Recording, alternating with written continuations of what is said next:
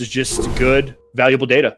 It is. It's honestly, it's kind of boring in a good way. Again, we kind of been saying that for the past couple of months, but it's expected seasonality. It's up year over year. It's really balanced. I would say it's again boring but good.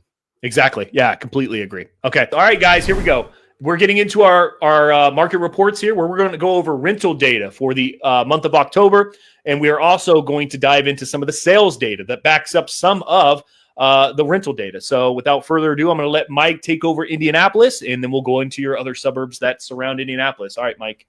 Yep. So first off, we start off with the rental data here. This is for October of 2025. So just past the peak of the leasing season, starting to maybe cool off just a little bit. Let's see what's going on. So we have 1,437 homes on the market.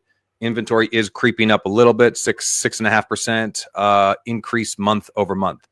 Average rental price for Indianapolis, and this is specifically Indianapolis, is exactly $1,700. That is an increase of 4.6%, almost 5% year over year, which is great. We welcome that. And then a little bit down 1.5% month over month. Not surprised by that. That is, pretty much tied to seasonality. And we'll take a look at that graph here in just a second, but that's very, very typical, very, very normal. Average days on the market, 55. That's up almost 8% month over month. That's a little bit higher than I'd like to see.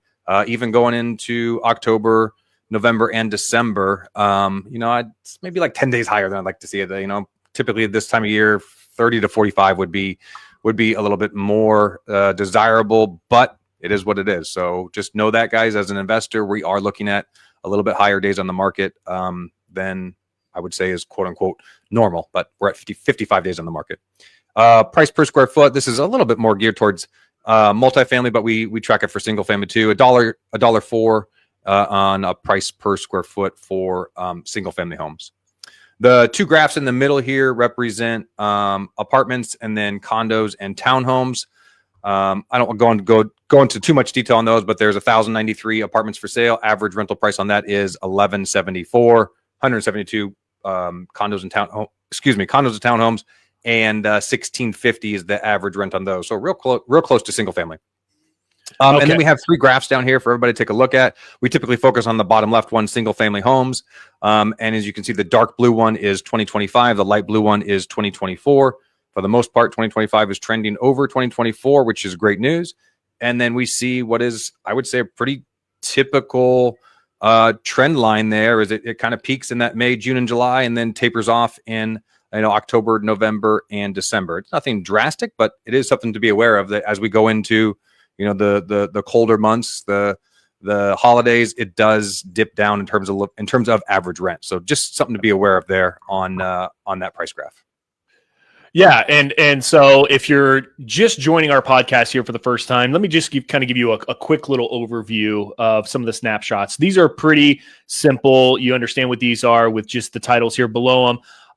Which is going to include your data for single family housing. And then here, this little graphic here is going to be your apartments and condos. And then down here is going to be your townhomes. Now, we don't really we track it, but we don't really highlight that a bunch in the podcast unless there's some abnormal numbers to speak on, but it is there for your consumption so that you know what's going on if you're an apartment investor or you'd like to invest in condos or townhomes. So that information is there. So I just wanted you to understand what it is you're looking at. And then here, as clearly indicated here at the bottom, this light blue line is going to be information from the previous year. And these graphs are amazing. They will, for just that purpose, you can track what's happening from the last 12 months to what's happening over the last the last 24 months rather, and track what's exactly happening this year. So our trend line is really following what was happening last year, which is a great predictable market. It's rents are a little bit higher, which we all know that because we all pay attention to this podcast. So nothing out of the ordinary here. In fact, I'm not even seeing the dip that I was expecting here because again, as I was talking on the front end of this, I think that it's ahead of the consumer. I do think that we're going to see a dip in the average rental price as we get into this podcast over the next couple months, but that's not going to be in the data that we're reporting here today. Yeah. Okay. All right. That's good enough for me. I don't see anything here that's extremely noteworthy. All right, let's get into some sales data here for Indianapolis. Cool. Again, if you're just joining us, so the sales data that we pull for this and for all of our reports are going to be from an investor's point of view. So that's going to be we put a cap on the sales price of $500,000 because for the most part, you're not going to be purchasing a rental home over $500,000. So we put a cap on that. So that's how we're looking at this. That's the lens that we're looking at this through. So the sales data for Indianapolis, starting their top left, average days on the market is 43. Okay. That is up 5% month over month and up 19% year over year. So, I mean, last year we know was a crazy good market. So 43 represents it's up almost 20% year over year. Average price per square foot, $159 price per square foot. Average sales price, $246,324. That is up 3% more or less year over year, and then up just ever so slightly, 0.25% month over month. There's 906 homes that sold last month in that price point. So tons and tons of inventory in Indianapolis. And then we've got two kind of graphs here at the bottom. One is the average sales price over time, which is similar to the ones that you were looking at with the average rental price. And you can see kind of a similar story where it's slowly plugging along. For the most part, year over year is above 2024. So again, normal and boring, but good. It's just ever so slightly creeping up.